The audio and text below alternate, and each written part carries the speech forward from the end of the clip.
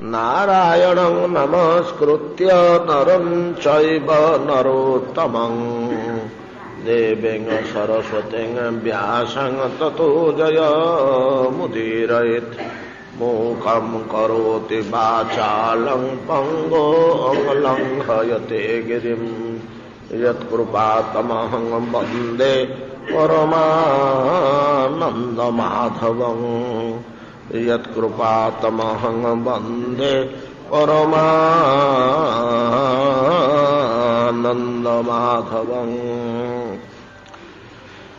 सचावतीर्णः केळसात्वतान्वये स्वसेतु पालामरवर्जसार्मकृतु जशो वितान्वन व्रज आस्त ईश्वर गायन्ति देवा जदशेषमङ्गलम् तं तोद्यनूनं महतां गतिं गुरुं त्रैलोक्यकान्तं दृश्यमनमहोत्सवं रूपं दधानं श्रिय ईप्सितास्पदं द्रक्ष्ये ममासन उषसः सुदारसनः अथावरूढ़ सपदि शयोरथात् प्रधान पुंसुश्चरणं स्वलाबधये धिया धृतं जोगिभिरप्यहं ध्रुवं नमस्य आभ्यं च सखेन वनौकसः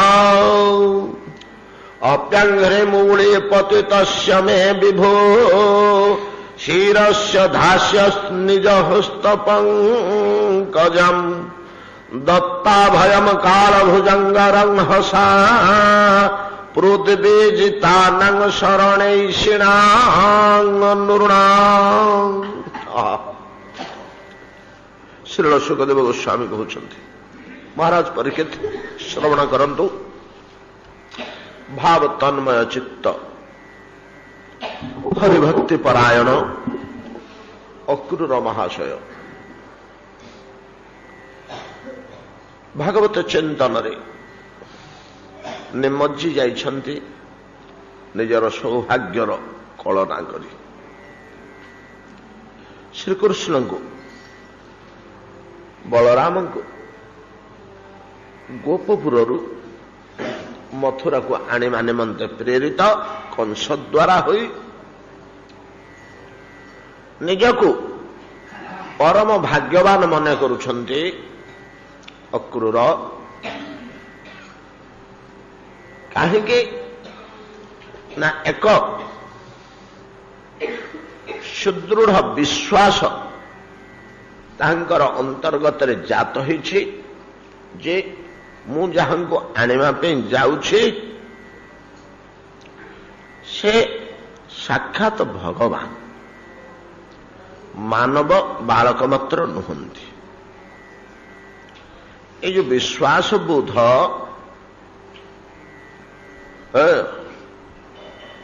ये विश्वास टिकक भगवान मर्त्य अवतीर्ण होइछन्ति ये विश्वास टिकक परम संबल जो वस्तुटीर अभाव आम मानू नाना वितर्क भितर को पशिजा है विश्वास टिकक जदि बलवान अच्छी हृदय रे कौन तर्क वितर्कर आवश्यकता थाए ना कौन अनुसंधान निष्पत्ति शास्त्र प्रमाणर आवश्यकता थाए ना अंतःकरण भितर स्वतः भगवत अनुभूतिर श्रुति बा धारा प्रवाहित है। आम सनातन शास्त्र रे विश्वासटी उपरे बड़ गभीर गुरुत्व प्रदान करा जायछि भक्ति मार्गर उपासना पथरे ज्ञान मार्गर उपासना पथरे प्रारंभरू भक्तिर एतटा विश्वासर एतटा आवश्यकता पड़ुनी ଯୋଗ ମାର୍ଗରେ ମଧ୍ୟ ପଡୁନି, ବୈଦିକ ମାର୍ଗରେ ବି କିଛି କିଛି ଅଛି, ଉପାସନା ଅଛି ବୋଲି ଏତେଟା ନାହିଁ। କିନ୍ତୁ ଭକ୍ତି ପଥରେ ଏଇ ଜିନିଷଟି ହେଉଛି ଆମର ପାଥେୟ। ଦୂର ସ୍ଥାନକୁ ଯାତ୍ରା କଲେ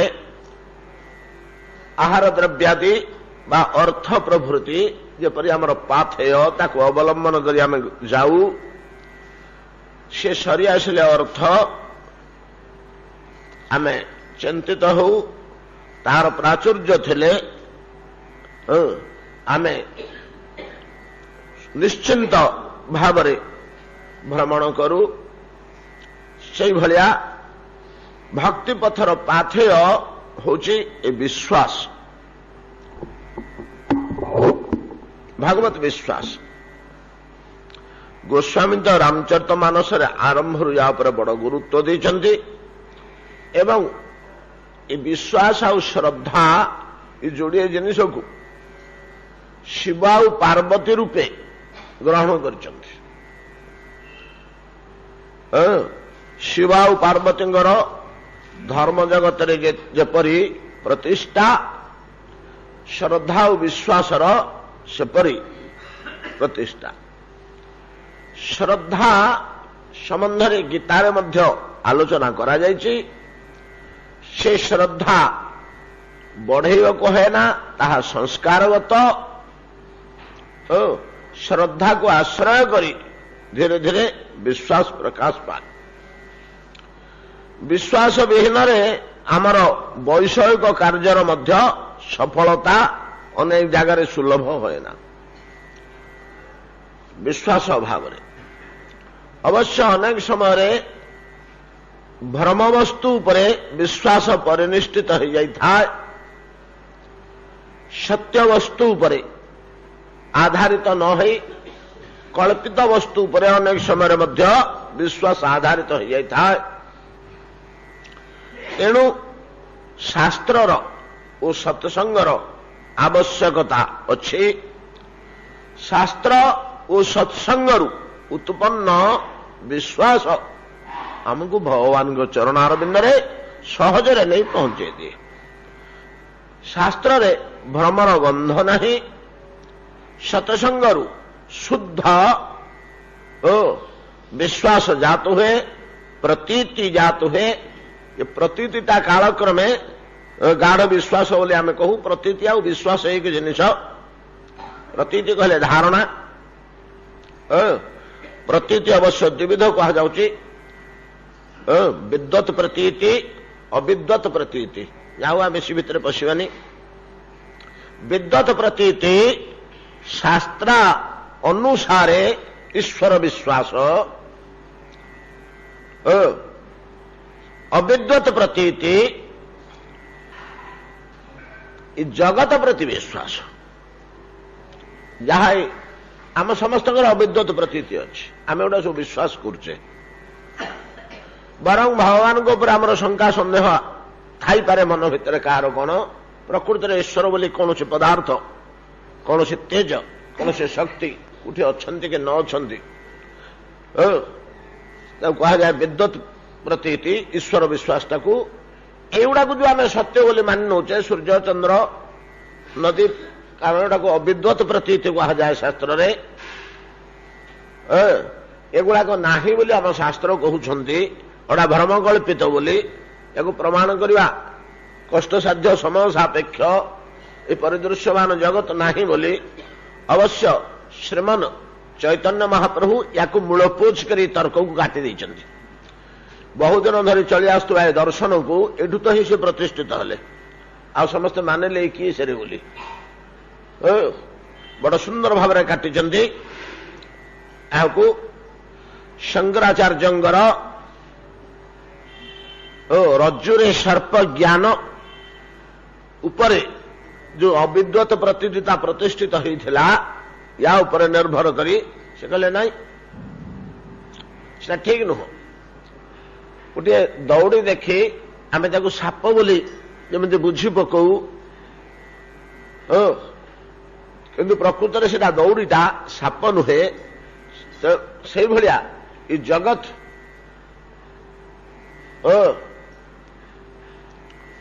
ନାହିଁ ଥିଲା ଭଳିଆ ଆମେ ଅନୁଭବ, ଏଠି ଖମ୍ବଟା ନାହିଁ ଥିଲା ଭଳିଆ ଆମେ ଭାବୁଛୁ।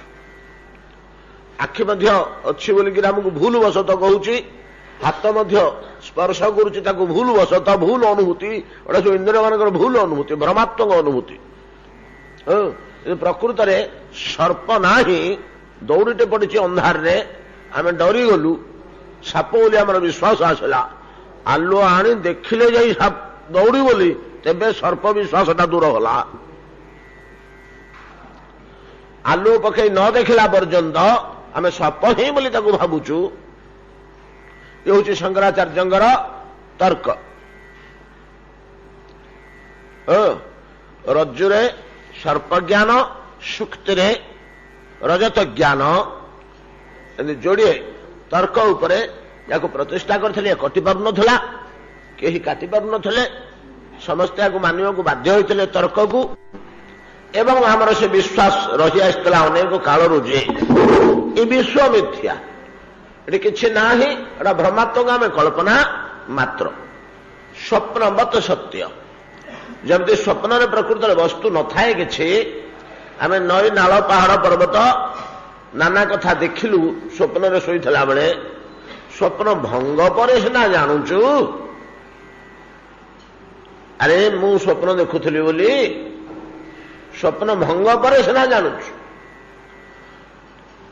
ଯେତେବେଳେ ସ୍ୱପ୍ନ କଣ୍ଟିନ୍ୟୁଏସନ ଅଛି ସ୍ୱପ୍ନର, ସେତେବେଳେ ତ ଆମେ ଭୁଲ ବୋଲିକିରି ଭାବୁନୁ, ସେତେବେଳେ ତ ଆମେ ଭାବୁଛୁ ଯେ ହଁ ପ୍ରକୃତରେ ପାହାଡ଼, ପ୍ରକୃତରେ ନଦୀ, ପ୍ରକୃତରେ ସମୁଦ୍ର, ପ୍ରକୃତରେ ମୁଁ, ପ୍ରକୃତରେ ଘର, ପ୍ରକୃତରେ ଦ୍ୱାର, ଯାହା ଦେଖୁଛୁ ସ୍ୱପ୍ନରେ ସତ୍ୟ ଭାବୁଛୁ। ନିଦ୍ରା ଭଙ୍ଗ ହେଲା ପରେ ଦେଖୁଛୁ ନାଇଁ ତ ସମୁଦ୍ର କାହିଁ, ପର୍ବତ କାହିଁ, ମତେ ଖଟ ଉପରେ ଶୋଇଛି ଦରଜା ବନ୍ଦ କରି, ସ୍ୱପ୍ନ ଦେଖୁଥିଲି ରେ, ଚୁଛା କଥା ଗୋଟେ ଦେଖୁଥିଲି, ସ୍ୱପ୍ନରେ ଦେଖିଲେ ବାଘ ଖାଇଯାଉଛି, କାଣ କରି ଉଠେ ଦ ଭାଙ୍ଗିଲା, ନିଜକୁ ଶୋଇଛି ମୁଁ ଘର ଭିତରେ, ଗୋଟେ ସ୍ୱପ୍ନ ଦେଖିଲି, ବାଘ କାହିଁ ଆସିବ ଏଠିକି, ଘର ଭିତରେ, ଗାଁ ଭିତରେ ଶୋଇଛି, ଘର ଭିତରେ ଗୋଟେ ବଣ ଅଛି ଯେ ବାଘ ଆସିବ, ସ୍ୱପ୍ନରେ ବଣରେ ବାଘ ଦେଖାଯାଉଥିଲା। ଯେପରି ସେ ମିଥ୍ୟା ଜ୍ଞାନ ଦୂରୀଭୂତ ହୋଇ ସତ୍ୟ ଜ୍ଞାନ ଉତ୍ପନ୍ନ ହୁଏ, ବ୍ୟାଘ୍ର ଭୟ ଦୂର ହୋଇଯାଏ, ଆଲୁଅ ଆଣି ଦେଖି ପକେଇଲେ ସର୍ପ ଭୟ ଦୂର ହୋଇଯାଏ, ସେମିତିକା ଜ୍ଞାନ ହେଇଗଲେ ଏଗୁଡା କୁଆଡେ ଅନ୍ତର୍ଧ୍ୟାନ ହେଇଯିବ। ସ୍ୱପ୍ନର ବାଘ ଅନ୍ତର୍ଧ୍ୟାନ ହେଇଗଲା ଭଳିଆ, ଘର ଭିତରର ସାପ ଅନ୍ତର୍ଧ୍ୟାନ ହେଇଗଲା, କୁଆଡେ ପଳେଇଲା, ଦୌଡ଼ଟା ପଡିଛି, ଆଉ ସାପ ନାହିଁ, ସେମିତି ବିଶ୍ୱ ଅନ୍ତର୍ହିତ ହେଇଯିବ। ଏ ହେଲା ଆଚାର୍ଯ୍ୟ ଶଙ୍କରାଚାର୍ଯ୍ୟଙ୍କର, ଏହାକୁ ମାୟାବାଦ କୁହାଯାଏ। ଏଟା ମାୟାର କାର୍ଯ୍ୟ, ମାୟାର ବିକ୍ଷେପ ଓ ଆବରିକା ଶକ୍ତି, ଯୋଉ ଦୁଇ ଶକ୍ତି ଅଛି ଶଙ୍କରାଚାର୍ଯ୍ୟ ପ୍ରତିପାଦନ କରୁଛନ୍ତି। ରଜ୍ଜୁର ରଜୁତ୍ୱକୁ ଆବରିକା ଶକ୍ତି ବଳରେ ଆବୃତ କରିଦେଇ ସର୍ପତ୍ୱ, ରଜୁତ୍ୱ ଆବୃତ ହେଇଗଲା, ସର୍ପତ୍ୱ ବିକ୍ଷିପ୍ତ ହେଲା ଆମ ମସ୍ତିଷ୍କ ଭିତରକୁ। ଆବରିକା ଶକ୍ତି ଓ ବିକ୍ଷେପ ଶକ୍ତି, ମାୟାର ଯୋଡିଏ ଯୋଉ ଶକ୍ତି, ମୂଳ ଦର୍ଶନ ଶାସ୍ତ୍ର ମାନେ ନିର୍ଣ୍ଣୟ କରିଛନ୍ତି ଦିଟା ଶକ୍ତି ଅଛି ବୋଲି ମାୟାର, ସେଇଟାକୁ ପ୍ରୟୋଗ କରି ଶଙ୍କରାଚାର୍ଯ୍ୟ ଅତି ସୁନ୍ଦର ଭାବରେ ତାକୁ ପ୍ରମାଣିତ କରିଥିଲେ। ଆହୁରି ଗୋଟେ କହିଥିଲେ ଶଶଶୃଙ୍ଗ ଖ ପୁଷ୍ପ, ସେ ଦିଟା ଅଛି ଉଦାହରଣ, ଠେକୁଆର ସିଂହ, ଆକାଶରେ ଫୁଲ ବଗିଚା, ଖ ପୁଷ୍ପ ଆଉ ଶଶଶୃଙ୍ଗ। ଆହୁରି ଗୋଟେ ଅଛି ବନ୍ଧ୍ୟାପୁତ୍ର, ଏମିତି କେତୋଟି କରିଥିଲେ, ଏଇ ଦିଟା ହଉଛି ପ୍ରଧାନ, ଯାଦ୍ୱାରା ପ୍ରମାଣ କରୁଥିଲେ ବିଶ୍ୱ ନାହିଁ। ରଜ୍ଜୁ ଉପରେ ସର୍ପ ବୋଧ ଜାତ ହେଲା ଭଳିଆ ବ୍ରହ୍ମ ଉପରେ ଜଗତ ବୋଧ ଜାତ ହେଇଛି। କେମିତି ଦୂର ହବ? ନିଦ ଭାଙ୍ଗିଲେ ଦୂର ହବ, ନିଦ ଭାଙ୍ଗିଲେ ଦୋଷ। ଏଟା ହଉଛି ଅଦ୍ୱୈତବାଦର ସିଦ୍ଧାନ୍ତଟା। ଗୋସାଇଁଜୀ ରାମଚରିତ ମାନସରେ ୟାକୁ ମଧ୍ୟ ଗ୍ରହଣ କରିଛନ୍ତି ଅଦ୍ୱୈତବାଦକୁ, ଏଇ ଭାବ ଦେଖି ଗୋଟେ ସବୁ ଦୋଷ। ଦେଖିଅ ଶୂନ୍ୟ ଗୁଣ୍ୟ ମନ ମାହି, ମୋହ ମୂଳ ପରମାରଥ ନାହିଁ। ଏସବୁ ଗୁଡାକ ମୋହ ମୂଳ ପରମାର୍ଥ ନାହିଁ। ଦେଖିଅ ଶୂନ୍ୟ ଗୁଣ୍ୟ ମନ ମାହି, ଯାହା ଦେଖୁଛ, ଯାହା ଶୁଣୁଛ, ଯାହା ବୁଝୁଛ, ଦେଖିଅ ଶୂନ୍ୟ ଗୁଣ୍ୟ ମନ ମାହି, ମୋହ ମୂଳ ପରମାରଥ ନାହିଁ। ଏହି निशि सब शोभ निहारा यही जग जानी निशोभ निहारा देखियो सपन अनेक प्रकार यदि आम शोई पड़े जगत रूपक जामिनी रे रात्रि आम सब शोई पड़े नाना प्रकार स्वप्न देखुचे जान्य तब जीव जब जागा जब सब विषय विलास विरागा तब रघुपति चरण अनुरागा बड़ा सुंदर अनुवाद करते सब जिनिस गुड़िक एटा थिला आमर अष्टम शताब्दी कहीं पूर्व किसी किसी थिला ताको दृढ़ बद्धमूल कले आचार्यपाद शंकर ये विश्व मिथ्या एवं स्पष्ट भाव उद्घोषण कले जगत मिथ्या ब्रह्म सत्य नहीं कि जीव ब्रह्मेव केवलम बोलिए उद्घोषण कले से गड़ी आसला एठारे दार्शनिक माने एकमत हो पारे दशम शताब्दी ठू या विरुद्ध अनुसंधान चलला ये की कथा से जिते ताब परवर्ती काल जिते दार्शनिक जात होती काटि पारना किंतु राजी होना ना कौन जिनिसटा कि बुझी होनी हृदय को स्पर्श करनी पंचदश शताब्दी श्रीमान चैतन्य महाप्रभु समय पर्यंत गड़ी आसला ए भर रामानंदाचार्य तो वल्लभाचार्य अनेक बड़ बड़ दार्शनिक सर्वभारतीय स्तर में जो मैंने नूतन दर्शन मत प्रतिष्ठा कला भाया विद्वान एवं सिद्ध पुरुष एमाने समस्ते किछि किछि किछि किछि जोगैछन्ति किछि किछि किछि सबतक जोगा है पूर्णांग हला पंचदश शताब्दी 700 वर्ष पर श्रमण महाप्रभु अनायासरे काशरे 10,000 सन्यासी परिवेष्टित विद्वान मानक भितर आलाप समय गोटे पदरिया को सुंदर भाव बुझेदेले ठीक अच्छे और रज्जुरे आमर सर्प ज्ञान आसी ठीक प्रकृति से घरे सर्प नहीं रज्जुटे अच्छे सर्प नहीं रज्जुटे अच्छे दौड़ी खंडे पड़ी हाड़ कम साप बोली जगुचे हाड़ा आमर भूल आम भूल रे साप बोली भावुचे गला साप नहीं छाड़ दिया किंतु रज्जुटा आसुना नहीं बिना रज्जुरे सर्प ज्ञान आसो कि रजु न थी खालीटार सर्पबोध हम दौड़टा देखिए सीना आमको साप भाया लगला साप भाया कहीं पड़ी बोली दौड़ीटा जदि दौड़ी सीटी न था सर्प ज्ञान आसंता कि नहीं कि तरबजा आम पलौचे सैकेल बसिकी शक्ति गोटे दुष्यगला टंकाटे पड़ी धड़क ब्रेक मारिक पड़ी उठी सैकेल स्टैंड में आसी गोटे देखीदेला बेलू बेटेरी चकीटा टंका नुह टर्च बेटेरी चकीटा सुक्ति रजत ज्ञान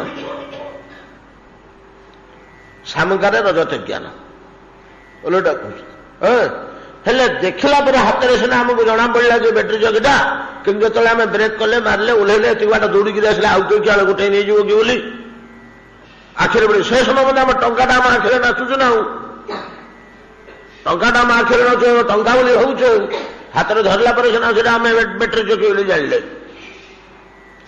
ये जो समय तक ठीक अच्छे जदि बेटेरी चकीटा से न पड़ी था आमर ये ज्ञान जात होता टंका ज्ञान जात होता कि जदि दौड़ीटा से न था आमर सर्प ज्ञान जात होता कि ना ही न था तेणु रज्जु ही भ्रम उत्पन्न करुच्ची नहीं कि रज्जुर सत्ता अच्छी ना नहीं रज्जुर सत्ता से कौन गोटे अच्छी कौन गोटे अच्छी जा अच्छा रज्जु रे सर्प ज्ञान जात है सर्प बोली गोटे संबंध आमर जदि ज्ञान न था साप बोली गोटे पदार्थ जदि जगत न था रज्जुरे सर्पबोध आसंता कि ଦ୍ୱିତୀୟ ସ୍ତର ଆଉ ଟିକେ ଗଢା, ଟିକେ ଧାରଣା କରନ୍ତୁ। ଯଦି ଜଗତରେ ସାପ ମୋଟେ ନଥାନ୍ତେ, ଆମେ କେବେ ସାପ ବୋଲି ଦେଖିନଥାନ୍ତୁ, ଜାଣିନଥାନ୍ତୁ, ତା ବିଷୟରେ କୌଣସି ଜ୍ଞାନ ନଥାନ୍ତା, ତାହା ଭୟଙ୍କର, ତାହା ବିଷଧର, ତାହା ମାରାତ୍ମକ, ତାହା ପ୍ରାଣଘାତକ, ଏ କିଛି ଜ୍ଞାନ ଆମର ନଥାନ୍ତା, ଆମେ ସାପ ବୋଲି କେବେ ଶୁଣିନୁ କି ଜାଣିନୁ କି ଦେଖିନୁ କି କିଛି ନାହିଁ, ତାହେଲେ ଜ୍ଞାନ ଜାତ ହେଇଥାନ୍ତା କି? ସର୍ପ ଜ୍ଞାନଟା ଆମ ମସ୍ତିଷ୍କ ଭିତରେ ଅଛି, ସେଇଟା ଯାଇକରି ଆରୋପିତ ହେଲା ଦୌଡ଼ି ଉପରେ। ବୁଝିପାରିଲେ? ଧରନ୍ତୁ କଥାଟା କହିଲେ, ସର୍ପ ଜ୍ଞାନଟା ଆମ ମସ୍ତିଷ୍କ ଭିତରେ ଅଛି, ଆମେ ଜାଣିଛୁ ସାପ ସମ୍ବନ୍ଧରେ। ସର୍ପ ଜ୍ଞାନ ଆମ ମସ୍ତିଷ୍କ, ଆମ ଧାରଣା, ଆମ ବୁଦ୍ଧି ଭିତରେ ଥିବାରୁ ଦୈବାତ ରଜ୍ଜୁ ଉପରେ ସେଟା ଆରୋପ ହେଇଗଲା। ଦୈବାତ ରଜ୍ଜୁ ଉପରେ ଆରୋପ ହେଲା। ତେବେ ସର୍ପ ଜ୍ଞାନ ଆମ ଭିତରେ ଅଛି। ସର୍ପ ଜ୍ଞାନ ଯେତେବେଳେ ସତ୍ୟ, ସର୍ପ ମଧ୍ୟ ସତ୍ୟ। କାହିଁକି ନା ବସ୍ତୁ ସତ୍ତା ନଥାଇକରି ଜ୍ଞାନ କେବେ ହେଲେ ଉତ୍ପନ୍ନ ହବ ନାହିଁ। କାହିଁ ବସ୍ତୁ ନଥିବା ଆମ ବସ୍ତୁର ଗୋଟେ କଳ୍ପନା କଲ ମନରେ, ସମ୍ଭବ ହଉଛି କି? ବିଶ୍ୱରେ ନଥିବା ଗୋଟେ ବସ୍ତୁ କୁ ମନରେ କଳ୍ପନା କର ତ, ଗୋଟେ ବସ୍ତୁ ନାହିଁ ତାକୁ କଳ୍ପନା କରାହଉଛି। ବସ୍ତୁ ଯୋଉଟା ନାହିଁ ତାକୁ କଳ୍ପନା କରିବା ସମ୍ଭବ ନୁହେଁ। ସେଇଠି ଆସିଲା ଏଇ ତିନିଟା, ଖ ପୁଷ୍ପ, ବନ୍ଧ୍ୟାପୁତ୍ର ଆଉ ଶଶଶୃଙ୍ଗ। ଏ ତିନିଟା ଜିନିଷର ଉଦାହରଣ ସେଇଠି ଆସିଲା। ଏଟା କେଉଁଟାକ ନଥାଇକିରି ମଧ୍ୟ ଆମର ଧାରଣା ଅଛି, ଆମର ପ୍ରୟୋଗ ଅଛି। ବନ୍ଧ୍ୟାପୁତ୍ର, ବନ୍ଧ୍ୟାର ପତ୍ର କୋଉଠୁ ଆସିବ? ବନ୍ଧ୍ୟା, କିନ୍ତୁ ବନ୍ଧ୍ୟାପୁତ୍ର ଶବ୍ଦର ପ୍ରୟୋଗ ଅଛି। ଠେକୁଆର ସିଂହ ନାହିଁ, ଅଶ୍ଵ ଶଶଶୃଙ୍ଗ ବୋଲି ଆମର ବ୍ୟବହାର ଅଛି ଶାସ୍ତ୍ରମାନଙ୍କରେ। ଖ ପୁଷ୍ପ, ଆକାଶରେ ଫୁଲ ଫୁଟେ ନା, କିନ୍ତୁ ଖ ପୁଷ୍ପ ବା ଆକାଶ କୁସୁମ ବୋଲି ଶବ୍ଦ ଆମର ପ୍ରୟୋଗ ଅଛି, ନାଇଁ କି? ନଥାଇକିରି ଅଛି। ଶ୍ରୀମାନ ମହାପ୍ରଭୁ କହିଲେ, ଚୈତନ୍ୟ ମହାପ୍ରଭୁ, ଏଟା ଠିକ ବିଚାର ହେଲାନି, ଏଠି ମଧ୍ୟ ବୁଦ୍ଧିମତାର ଅଭାବ ରହିଗଲା। ତାହେଲେ ଶଶଶୃଙ୍ଗ ନାହିଁ, କିନ୍ତୁ ଠେକୁଆ ବୋଲି ଗୋଟେ ଅଛି, ସିଂହ ବୋଲି ଗୋଟେ ଅଛି। ଦିଟାକୁ ତୁମେ ଯୋଡ଼ି ଦେଲ ଆଣିକିରି। ଠେକୁଆ ବୋଲି ଗୋଟେ ଜନ୍ତୁ ଅଛି ନା ନାଇଁ, ସିଂହ ବୋଲି ଗୋଟେ ଅବୟବ ଅଛି ନା ନାଇଁ, ଦିଟାକୁ ଯୋଡ଼ିଛ, ଦିଟା ଆଗ ଅଛି ନାଇଁ କଣ? ଶଶଶୃଙ୍ଗ ନାହିଁ, ଶଶ ଅଛି, ଶୃଙ୍ଗ ଅଛି, ତମେ ଇଥିରୁ ଖଣ୍ଡେ ସେଥିରୁ ଖଣ୍ଡେ ଆଣିକିରି ଯୋଡ଼ିଛ ତାକୁ। କଣ ବୁଝିପାରିଲେ ନା? ଅସ୍ତିତ୍ୱ ନାହିଁ କେମିତି? ବନ୍ଧ୍ୟାପୁତ୍ର ନାହିଁ, ବନ୍ଧ୍ୟା ବୋଲି ଗୋଟେ ଅଛି ଶବ୍ଦ, ପୁତ୍ର ବୋଲି ଗୋଟେ ଶବ୍ଦ ଅଛି, ଦିଟା କଣ ଯୋଡା ହେଇଯାଇଛି, ଦିଟାଙ୍କର ଅସ୍ତିତ୍ୱ ଅଛି। ଆକାଶ ବୋଲି ଗୋଟେ ପଦାର୍ଥ ଅଛି, କୁସୁମ ବୋଲି ଗୋଟେ ପଦାର୍ଥ ଅଛି, ଦିଟାକୁ ଯୋଡା ହେଇଯାଇଛି, ଦିଟା ଅଛି ନାହିଁ କୋଉଟା? ଏ ତିନିଟି ଉଦାହରଣ କଟିଗଲା। ଏ ତିନିଟା ଉଦାହରଣ ଯେତେବେଳେ କଟିଗଲା, ଆରେ ଗୋଟା ତ ପ୍ରକୃତରେ ଅଛି, ଯୋଡା ହେଇଛି, ଏଟାଙ୍କର ଅସ୍ତିତ୍ୱ ଆଉ ସତ୍ତା ଅଛି। ଅତଏବ ଏ ଜଗତରେ ନଥିବା ବସ୍ତୁର ଜ୍ଞାନ ଆମର ଉତ୍ପନ୍ନ ହୁଏ ନା। ଯେତେବେଳେ ଆମର ମସ୍ତିଷ୍କ ଭିତରେ ସର୍ପ ଜ୍ଞାନ ଅଛି, ପ୍ରକୃତିର ଦୌଡ଼ଟା ପଡ଼ିଛି, ଦୌଡ଼ି ଉପରେ ସର୍ପ ଜ୍ଞାନ ଆରୋପିତ ହୋଇଛି, କିନ୍ତୁ ସର୍ପ ଜ୍ଞାନ ଆମର ଥିବାରୁ ତ ଆରୋପିତ ହୁଏ। ଆମର ଯଦି ସର୍ପ ସମ୍ବନ୍ଧରେ କିଛି ଜ୍ଞାନ ନଥାନ୍ତା, ଆମକୁ କାହିଁକି ସାପ ବୋଲି ଦୌଡ଼ଟା ଦୁଷ୍ଟାନ୍ତା? କଣ ବୁଝି ହଉନି? ଗୋଟେ ସର୍ପ ଜ୍ଞାନଟା ଆମ ମସ୍ତିଷ୍କ ଭିତରେ ଅଛି, ଯୋଉ ପଦାର୍ଥ ନାହିଁ ମସ୍ତିଷ୍କରେ ଆମର ଜ୍ଞାନ କୋଉଠୁ ଆସିବ?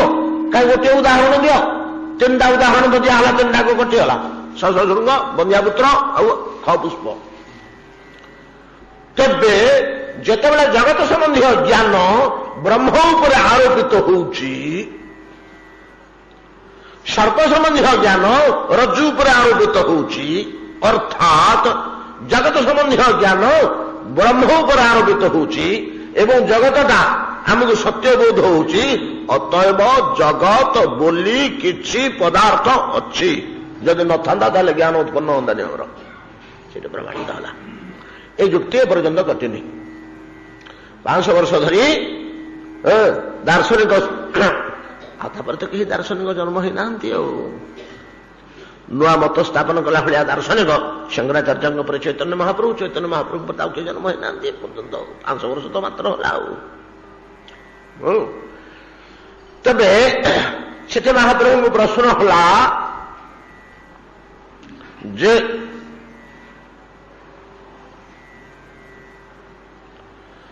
ଆଉ ଶାସ୍ତ୍ର ମାନଙ୍କରେ ଜଗତକୁ ଅନିତ୍ୟ, ଅସତ୍ୟ, ମିଥ୍ୟା ବେଦ ବେଦାନ୍ତ ଉପନିଷଦରେ ଯୋଉ ହଜାର ହଜାର ଜାଗାରେ କୁହା ହେଇଛି, ବେଦ ବାକ୍ୟଟା ଆସଲ ସବୁଠୁ ବଡ ପ୍ରମାଣ ନାଇଁ କି? ଆପ୍ତ ପ୍ରମାଣ, ଆନୁମାନିକ ପ୍ରମାଣ, ହାର୍ଦ୍ର ପ୍ରମାଣ, 3ଟା ପ୍ରମାଣରେ ବସ୍ତୁ ପ୍ରମାଣିତ ହୁଏ। ବସ୍ତୁର ପ୍ରମାଣ 3ଟାରେ ହୁଏ।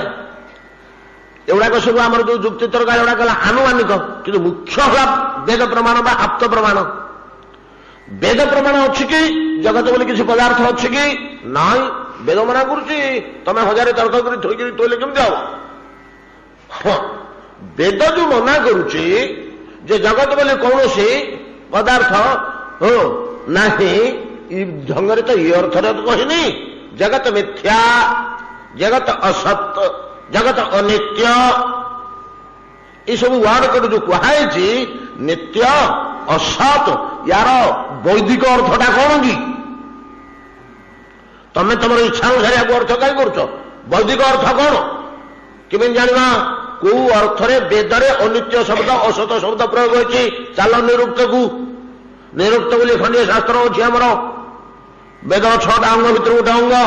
ନିରୁକ୍ତ ଶାସ୍ତ୍ରର ତାତ୍ପର୍ଯ୍ୟ ହେଲା ନିତରାଙ୍ଗ ଉକ୍ତ ଇତି। କୋଉ ଅର୍ଥରେ ବେଦରେ ଶବ୍ଦ ଗୁଡାକ ପ୍ରୟୋଗ ହୋଇଛି ତାର ସେଟା ଚିଠିରେ ଉଲ୍ଲିଖିତ ରହିଛି। ୟାର ସାଡେ ଲୋକେ ଟାଣିକିରି ଅର୍ଥ କରିଦେବେ ବୋଲି ଋଷିମୁନି ମାନେ ନିରୁକ୍ତ ଶାସ୍ତ୍ର ତିଆରି କରି ଥୋଇଛନ୍ତି। ତମେ ବେଦର କୌଣସି ଗୋଟେ ଶବ୍ଦକୁ ଅର୍ଥ କଲେ ଇଠି ଯାହା କୁହାଯାଇଛି, ଆପଣମାନେ ଜାଣିଛନ୍ତି ଗୋଟେ ଭଞ୍ଜ ଭାଷା କୋଷ ବୋଲି ଅଛି, ଭଞ୍ଜ ଡିକ୍ସନାରୀ ଉପେନ୍ଦ୍ର ଭଞ୍ଜଙ୍କର। ଉପେନ୍ଦ୍ର ଭଞ୍ଜ କୋଉ ଅର୍ଥରେ କୋଉ ଶବ୍ଦଟାକୁ ପ୍ରୟୋଗ କରୁଛନ୍ତି ସେଟା ସେଇଥିରୁ ବାହାର କରିକି ଅର୍ଥ କରିବାକୁ ହବ, ନହେଲେ ମିଶିବନି ନାଇଁ କି? ଯେମିତି ଅମର କୋଷ, ଏକାକ୍ଷର କୋଷ, ବିଶ୍ୱକୋଷ ପ୍ରଭୃତି ଆମର ପ୍ରାଚୀନ ଡିକ୍ସନାରୀ ସବୁ ରହିଛି, କିନ୍ତୁ ଭଞ୍ଜ ଭାଷା କୋଷ ବୋଲି ଗୋଟେ ଅଛି ଖାଲି ଉପେନ୍ଦ୍ର ଭଞ୍ଜଙ୍କ ଭାଷାର। ଏଇଟା ନିରୁକ୍ତ ଶାସ୍ତ୍ରୀ ଭଳିଆ ବେଦର ଶବ୍ଦ ଗୁଡାକ କୋଉ ଅର୍ଥରେ କୋଉଠି ବ୍ୟବହାର ହୋଇଛି ଏବଂ କଣ ତାର ତାତ୍ପର୍ଯ୍ୟ, ଏଟା ନିରୁକ୍ତରେ ବାହାରିବ।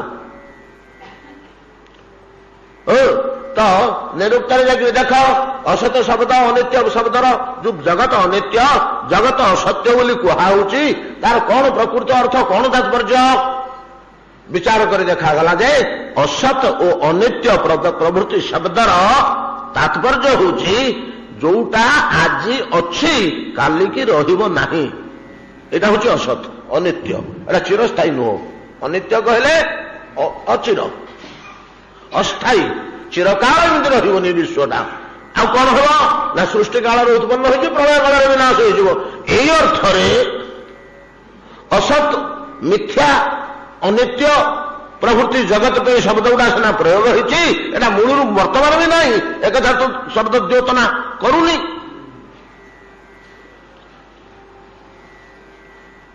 ଏଟା ତ ଦ୍ୟୋତନା କରୁନି। ତେଣୁ ବର୍ତ୍ତମାନ ଏ ବିଶ୍ୱ ସତ୍ୟ ନିତ୍ୟ ଅଛି।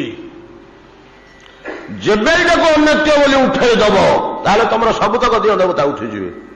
ରାମକୃଷ୍ଣ ଗୋବିନ୍ଦ ଗୋପାଳ ଆଉ କିଏ ରହିବନି, ବେଦ ବେଦାନ୍ତ କେହି ରହିବେନି, ସବୁଟା ତ ପାର୍ଥିବ। କୋଉଟା ଆଉ ପାର୍ଥିବ?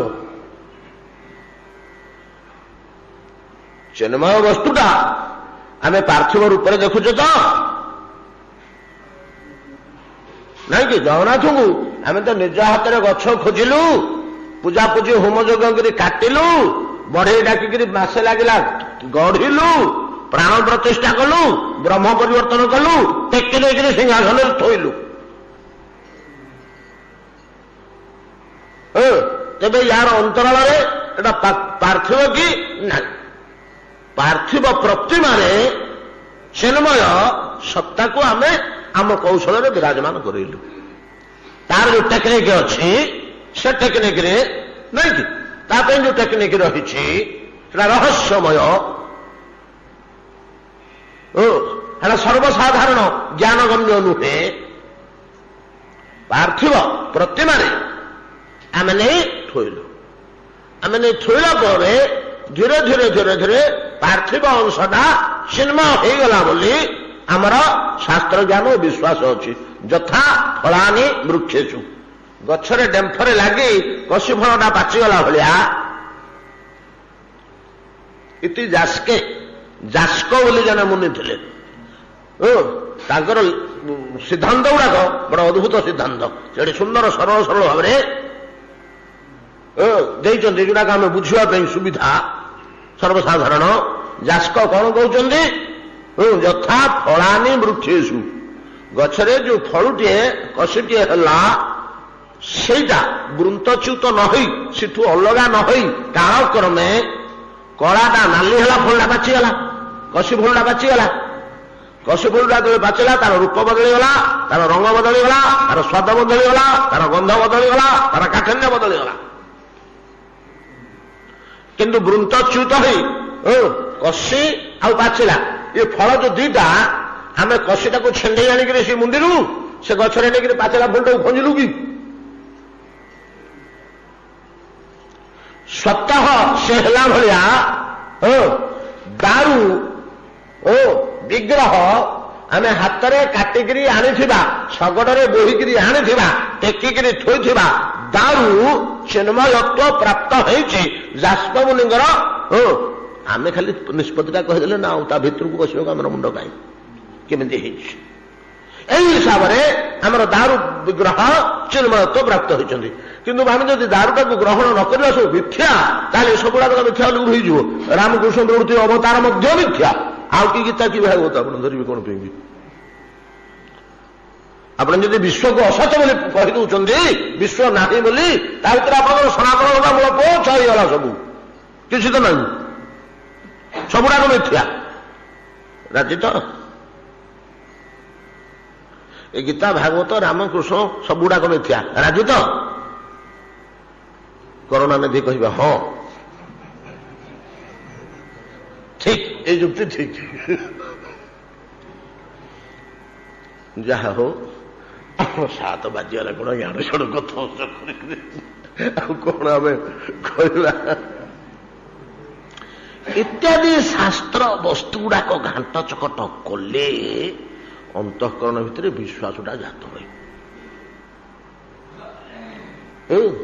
এই প্রকার দার্শনিক ভিত্তি, তর্কশাস্ত্র, দর্শন শাস্ত্র, বেদান্ত, উপনিষদ সমূহ, বেদান্ত ও উপনিষদକୁ দর্শন ও তর্ক মাধ্যমରେ প্রবিষ্ট হয়ে বিশ্লেষণ କରି ୟା ନାଁ ହେଉଛି ବ୍ରହ୍ମ ବିଚାର। ଏଇଟା 5 ଜଣ 7 ଜଣ ଗ୍ରୁପରେ ହେବନି, ନିଜେ ବସିକରି ୟାକୁ ମନନ କୁହାଯାଏ, ୟାକୁ ମନନ କୁହାଯାଏ। ଏମିତି ବସି ନିଷ୍ପତ୍ତି ନେଇ ଶାସ୍ତ୍ର ଗାଇଡଲାଇନ୍, ନହେଲେ ଆମର ନିଜର ହବନି। ଆମେ କୋଉଠୁ ଜାଣିବା? ଏତେ ଜ୍ଞାନ କୋଉଠୁ ପାଇବା? ଶାସ୍ତ୍ରକୁ ଧରି ଅବଲମ୍ବନ କରି ସେ ଯୋଉ ସୂଚନା ଟିକେ ଟିକେ ଦଉଛନ୍ତି, ନିଜର ମେଧା ଖଟେଇ ୟାକୁ ଚିନ୍ତା କରି କରି ନିଷ୍ପତ୍ତି ନଉ ନଉ ଭଗବତ ଅନୁଭୂତି ଜାତ ହୁଏ, ବିଦ୍ୟୁତ ପ୍ରତୀତି ଜାତ ହୋଇଯାଏ। ଏ ଅବିଦ୍ୟୁତ ଜଗତରେ ବିଦ୍ୟୁତ ବସ୍ତୁର ଅନୁଭୂତି ଜାତ ହୁଏ, ଆପେ ଆପେ ଆପେ ଆପେ ଜାତ ହୁଏ। ଗୋଟେ ପମ୍ପ ଚାଲୁଥିଲା, ଗୋଟେ ମେସିନ ଚାଲୁଥିଲା, ଆମେ ତାକୁ ଯେତେ ଚେଷ୍ଟା କଲୁ ଆଉ ସେ କିଛି ହେଲାନି, ବାଗ ହେଲାନି, କିଛି ଜାଣିପାରିଲୁନି। ଆମର ଚିଫ ମେକାନିକାଲ ଇଞ୍ଜିନିୟର ଯିଏ ଥିଲେ ସିଏ ଆସିଲେ, କଣ ହେଇଛି? ତ ସାଉଣ୍ଡଟାକୁ ଶୁଣିଦେଲେ, ଅମୁକ ପାଠଟା ବଦଳେଇଛି ନା। ଆଜ୍ଞା ଆମେ 8 ଦିନ ହେଲା ଲାଗିଥିଲୁ, ତାକୁ ଖୋଲା ଖୋଲି ତଡ଼ା ତେଡ଼ି କରିକି କିଛି କରିପାରୁନଥିଲୁ।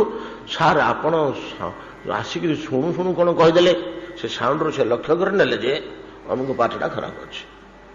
ଏତିକି ଅନୁଭୂତି ତାଙ୍କର, ଆଉ କଣ ଏତିକି ଅନୁଭୂତି ତାଙ୍କର। ସେ ଶବ୍ଦ ଶୁଣିକିରି ବାରିକିରି କହିଦେଲେ ଏଇ ପାଠଟା ଖରାପ ଅଛି, ଏଟାକୁ ବଦଳେଇ ଦିଅ, ଠିକ ହବ। ହେଲା ପରେ ଠିକ ଚାଲିଲା। ସେଟା ତାଙ୍କର କେମିତି ଜାତ ହେଲା, ସେ କେମିତି ଜାଣି ପକେଇଲେ? ଦୀର୍ଘ ଅନୁଭୂତିରୁ ଇ ଯୋଉ ଉପଲବ୍ଧି ଜ୍ଞାନଟା ଜାତ ହୁଏ, ଜାଣିଲା ଭଳିଆ ଗୋଟେ ଏକ୍ସାମ୍ପଲ ଏଇଟା। ସେଭଳିଆ ସୁଦୀର୍ଘ କାଳ ଆମେ ଯଦି ନିଜକୁ ବ୍ରହ୍ମ ଭିତରେ ବୁଡେଇ ଏ ସମସ୍ତ ଗଭୀରତମ ବସ୍ତୁ ଗୁଡ଼ିକ ଚର୍ଚ୍ଚା ବିଚାର କରିବା, ଆମର ବିଦ୍ୟୁତ ପ୍ରତୀତି ଜାତ ହବ। କଣ ବୁଝିପାରିଲେ ନା? ବିଦ୍ୟୁତ ପ୍ରତୀତି ଜାତ ହେଇଯିବ। ଦୀର୍ଘ କାଳର ବୈଦ୍ୟମାନେ ଯୋଡ଼େ 3ଟା ଲକ୍ଷଣ ଶୁଣିକିରି କହିଦେଉଛନ୍ତି ଅମୁକ ଔଷଧ ଦେଇଥିଲେ ଏଇଟା ହେଇଛି, ତାର ଏତ ଉଗ୍ର ହେଇଯାଇଛି, ଆଉ କିଛି ହେଇନି, ତା ବାତ ଧରିଦେଇଛି କି ୟା ହେଇଛି। दीर्घ दिन अनुभूति जात हुए सब दीर्घ काल ए टाइप ऑफ ब्रेन वाश गुण विचार कले प्रकृति में टाइप ऑफ ब्रेन वाश से भाया गोटे ब्रेन तैयारी है जो आम जन्म काल जो अभ्यास पड़ जाए जो से वास होमर मस्तिष्क अतएव एतद विश्वास द्वारा ईश्वर प्रतीति विद्युत प्रतीति आ अविद्युत प्रतीति संसार संबंध में ईश्वर प्रतीति भगवान अस्तित्व ता अनुभूत है सेटा अक्रूर रंगर स्तर को पलैले आमे मध्य कृतार्थ हवा आमको मध्य विभु कृपा मिल भगवान अक्रूर श्रुति जात है तेणु से बड़ा खुशी होकर कहते अप्यंघ्रि मूल पतित मे विभु शिरस भाष्यम निज हस्त पंकजम दत्ता भयं काल भुजंग रंहसा पृथ्वेजितानंग शरणैषिणां काल भुजंग रंहसा पृथ्वेजितानंग शरणैषिणां नृणां दत्त अभय जत कर पंकज जो कर कमल ताहा मो मस्तक आज प्रदान करिवे प्रभु मुझे पाद तले साष्टांग प्रणिपात करी दंडवत प्रणिपात करी पाद तले पड़ीदेवी मो प्रभु तो मत बड़ भल पाती मुझे बड़ भल पाए ये विश्वास अंतःकरण भितर रही जाग्रता और सुदृढ़ भाव जे मो ठाकुर को जमी भल पाए मो ठाकुर मत बड़ भल पाती भल पाइबाटा तो गोटे आड़ू हेनी के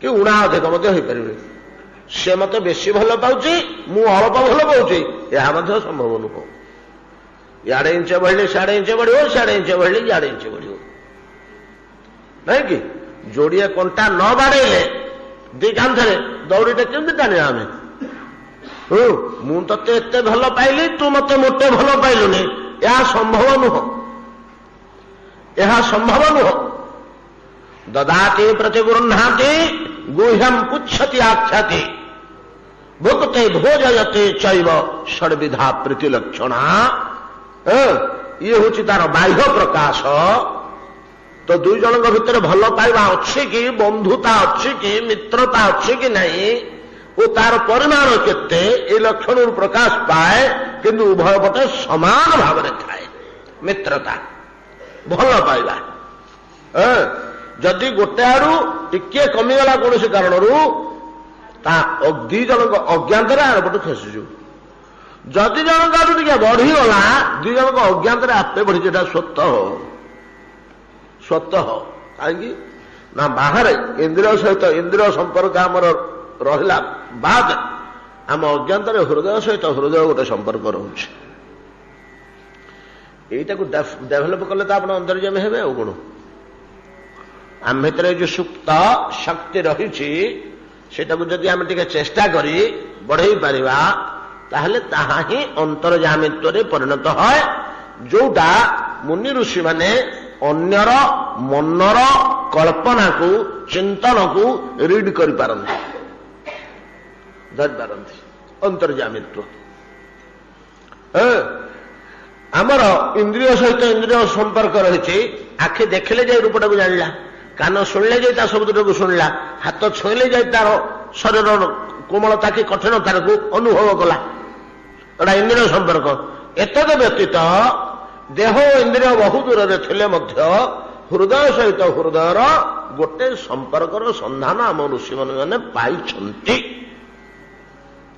से गोटे रही जीव प्रति जीवर धीरे धीरे धीरे धीरे से संपर्कटा को आम जब दृढ़ कर तोलिबा ताले 10,000 किलोमीटर दूर रे जड़े लोक अच्छा आम एठी कथा हो पार सहित कथा हो पार निगमानंद जी लाइफ हिस्ट्री जानते निगमानंद जी हिमालय अपर पार्श्व ब्रह्मकुंड कूल परशुराम कुंड ଯୋଉଠୁ ବାହାରିଛି ସେ ବ୍ରହ୍ମପୁତ୍ର, ଗୋଟେ ଖାଲରୁ ବ୍ରହ୍ମପୁତ୍ର ବାହାରିଛି ନା, ଖାଲଟେ ହ୍ରଦ ଭଳିଆ, ଛୋଟିଆ ହ୍ରଦ ଭଳିଆ, ସେଇଠୁ ବ୍ରହ୍ମପୁତ୍ର ବାହାରିକି ହିମାଳୟର ଆରପଟେ ହେଇକି ପଶ୍ଚିମ ପାକିସ୍ତାନକୁ ପଳେଇଲା ନାଇଁ କି? ଆଉ ବ୍ରହ୍ମପୁତ୍ର ଆମ ଭାରତ ଭିତରେ ଅଛି କି? ସେ ସେପଟକୁ ପଳେଇଛି। ସିନ୍ଧୁ ଆଉ ବ୍ରହ୍ମପୁତ୍ର, ସେ ବ୍ରହ୍ମପୁତ୍ର ଯୋଉଠୁ ବାହାରୁଛନ୍ତି ସେଇଟା ହଉଛି ତ ପରଶୁରାମ କୁଣ୍ଡ କହନ୍ତି ତାଙ୍କୁ।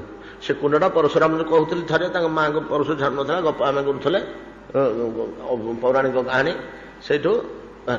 ସେଇଠି ଯାଇ ପହଞ୍ଚିଲା ପରେ ସେଠି ସୁମେରୁ ଦାସ ବୋଲିକିରି ଜଣେ ଲୋକଙ୍କୁ ପାଇଲେ, ତାଙ୍କଠୁ ଯୋଗ ଶିକ୍ଷା କଲେ। ସେ ଅଷ୍ଟାଙ୍ଗ ଯୋଗରେ ଧୁରନ୍ଧର ଥିଲେ। ସେଠି କିଛି ଦିନ ରହିଲେ। ସେ ବରଫ ଭିତରେ ଅଛନ୍ତି ଜଣେ, ତାଙ୍କ ନାଁ ହଉଛି ସୁମେରୁ ଦାସ। ପରବର୍ତ୍ତୀ କାଳରେ ସେ ସୁମେରୁ ଦାସଙ୍କର ଯେତେବେଳେ ଖୋଜୁ ଖୋଜୁ ଦେଖିଲା ବେଳକୁ ସିଏ ହଉଛନ୍ତି ଜଣେ ମିଲିଟାରୀ ହାବିଲଦାର ଇଂରେଜ ଅମଳରେ। 250 ବର୍ତ୍ତମାନକୁ ପ୍ରାୟ 300 ହେଇଯିବ, 300 ବର୍ଷ ତଳର ତ ଜଣେ ମିଲିଟାରୀ ହାବିଲଦାର।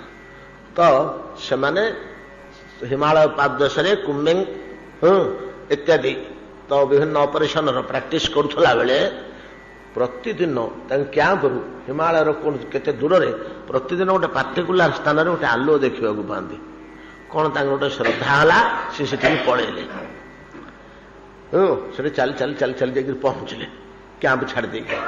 ସେଠି ଯାଇ ଦେଖିଲା ବେଳକୁ ନିଆଁ ଜଳୁଛି, ବରଫ ପଡ଼ିଲା ଭଳିଆ ଅବସ୍ଥା ଚାରିଆଡ଼େ, ଖୁବ୍ ପ୍ରଚଣ୍ଡ ଶୀତ। 10-8 ଜଣ ମୁନି ଋଷି ଭଳିଆ ଲୋକ ସେଠି ବସିଛନ୍ତି। ସମସ୍ତେ ମୁହଁ ପୋତିକିରି ବସିଛନ୍ତି। ନାହିଁ ଚୁ ନାହିଁ, କଥା ନାହିଁ, ଭାଷା ନାହିଁ। ଇଏ ସେଠି 2 ଘଣ୍ଟା କି 3 ଘଣ୍ଟା କାଳ ଅପେକ୍ଷା କଲେ। ଜଣଙ୍କର ହେଲେ ଧ୍ୟାନ ଭଙ୍ଗ ହେଲାନି, ଜଣଙ୍କର ହେଲେ ଧ୍ୟାନ ଭଙ୍ଗ ହେଲେ, ତାଙ୍କେ ବସିଛନ୍ତି।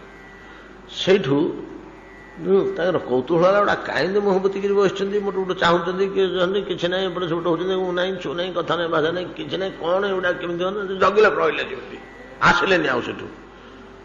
ତାପରେ ସେଇଠୁ ସେ ଜାଣିବାକୁ ପାଇଲେ ଯେ ସେ ଯୋଉ 8-10 ଜଣ ବସିଛନ୍ତି ତାଙ୍କ ଭିତରେ ଗୋଟେ ଗଭୀର ମିଟିଂ ପଡ଼ିଛି, ତାଙ୍କର ସତ୍ସଙ୍ଗ ଚାଲିଛି, କ'ଣ ଗୋଟେ ଗଭୀର ଜିନିଷରେ ସେମାନେ ନିଷ୍ପତ୍ତି ନେଉଛନ୍ତି, କଥା ନାହିଁ, ଭାଷା ନାହିଁ, କିଛି ନାହିଁ।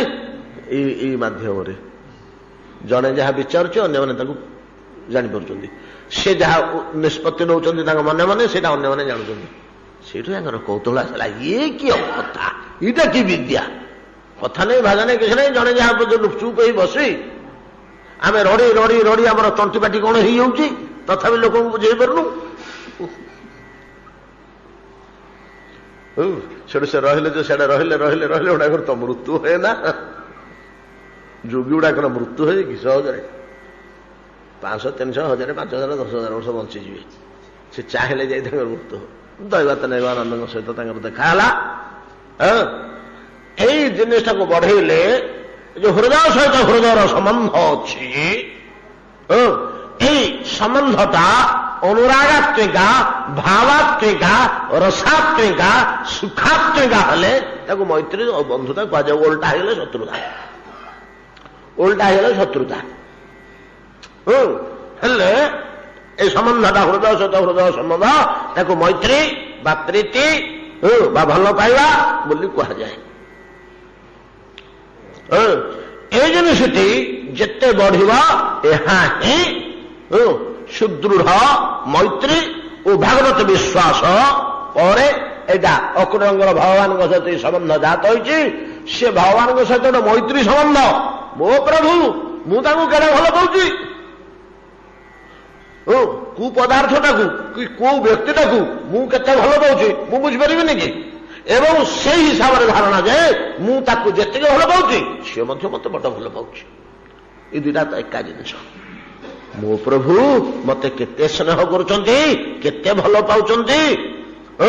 ମୁଁ ଯେତେବେଳେ ପାଦ ତଳେ ପଡିଯିବି ଯାଇକି ପ୍ରଭୁଙ୍କର, ଗୋଟେ ଦାସ୍ୟ ଗନ୍ଧ ରହୁଛି ତ, ତେଣୁ ପାଦ ତଳେ ପଡିବା କଥା ଉଠୁଛି। ଭଲ ପାଇବାଟା ହେଲେ ମଧ୍ୟ ଦାସ୍ୟ ଢଙ୍ଗରେ। ତ ମୁଁ ଯେତେବେଳେ ପାଦ ତଳେ ଯାଇ ପଡିଯିବି, ମୋ ପ୍ରଭୁ କଣ ସମ୍ଭାଳି ପଡିବେ? ମୁଁ ଯେତେବେଳେ ଦାସ ରୂପେ ପାଦ ତଳେ ପଡିଯିବି, ମୋ ପ୍ରଭୁ ମୋ ମସ୍ତକରେ ହାତ ଧୋଇଦେବେ ସାଙ୍ଗେ ସାଙ୍ଗେ। କିଭଳିଆ ହସ୍ତ ନା, ଯେଉଁ ହସ୍ତ ଶରଣୀ ଶୃଣାଙ୍ଗୁଣାଂ, ଶରଣାଗତ ଅଭିଳାଷୀ ମନୁଷ୍ୟ ମାନଙ୍କର ଅଭୟ ପ୍ରଦାନ କରେ। कि भय होता कि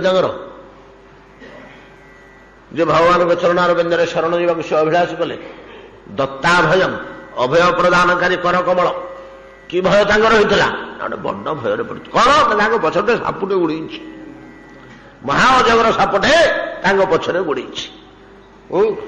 सापटे गोड़े ना हो कहीं पछरे सापटे गोड़े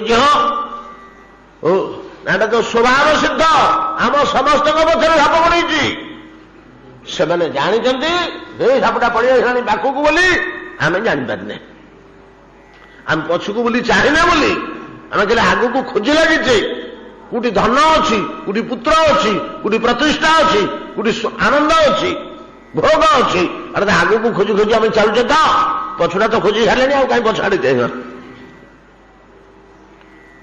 खोजी खोजी गला भाया आम कुआ जाऊे पछुड़ा खोजा सर ना कौन आ पछक चाहिए नहीं खाली आग को चाहिए आम दौड़े पछक टे मुह बुलाई चाहिए देखिए फणा उत्तोलन कर एड़े बड़ साप आम पछरे गोड़े कि साप से किपरि तो कि साप कोठी गोड़े श्रीमद भागवत सुंदर गोटे श्लोक देवकी स्तुति रही माँ देवकी भगवान को जन्म कर सारा कहते मर्त्य मृत्यु व्याल भीत पलायन लोकान सर्वान निर्भय नाद्यगच्छत त्वत्पादाब्ज प्राप्य जदृच्छयाद्य स्वस्थ से ते मृत्यु रसनात अपैति बड़ सुंदर श्लोकटे तो आज ये श्लोकटी आउ पशिवानी उद्वेग आसो आमको टे शीघ्र सियाड़े जावाक हम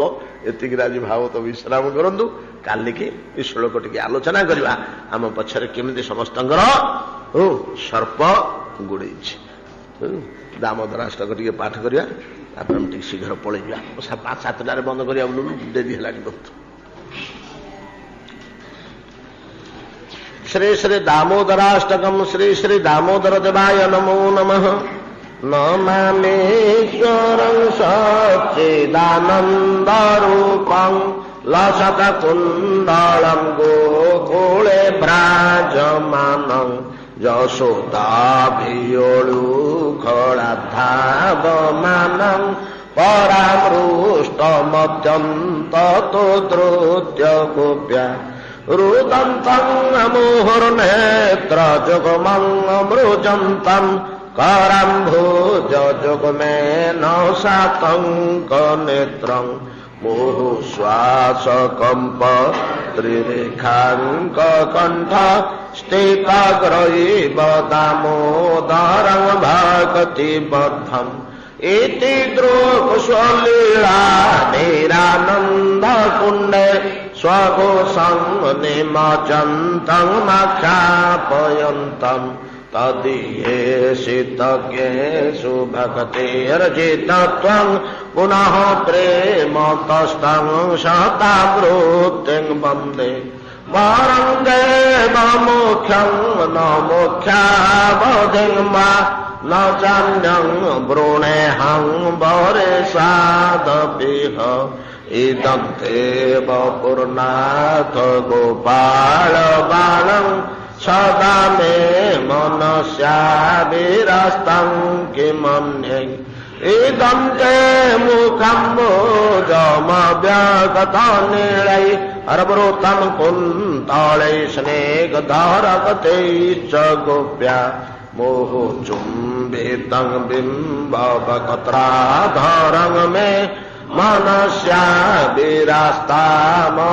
लक्ष्यलाभे नमो देव दामोदरानन्द विष्णु प्रसीद प्रभो दुःख ज्वालाब्धिमग्नं कृपा दृष्टिवृष्ट्यातिदिनं बतानो गृहाणे समामज्ञमेध्यक्षीदृश्य कुबेरात्मजौवतमूर्तिव जगवत त्वया मोचितौ भक्ति भाजौ कृतौ च तथा प्रेम भक्तिं स्वकं मे प्रयच्छ न मुखे ग्रहो में स्ते दामोदरे नमस्ते तु दामने स्फुरा देवते धामने त्वदियो दरायाथ विश्वस्य धामने नमो राधिकायै त्वदीया प्रियायै नमो नन्दलीलाय देवाय तुभ्यं नमो नन्दलीलाय देवाय तुभ्यं नमो नन्दलीलाय देवाय तुभ्यं। इति श्री पद्म पुराणोक्तम श्री श्री सत्यव्रत मुनि प्रोक्तम श्री श्री श्री दामोदराष्टकं संपूर्णं। भजनिताय गौरु राधे श्याम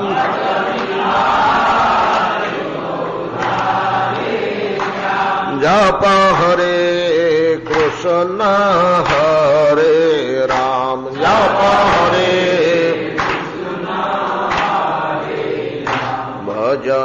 भजनिताय गौरु राधे श्याम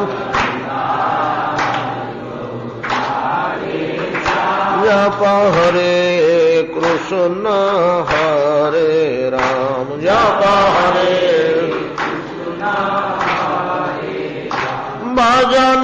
भजनिताय गौरु राधे श्याम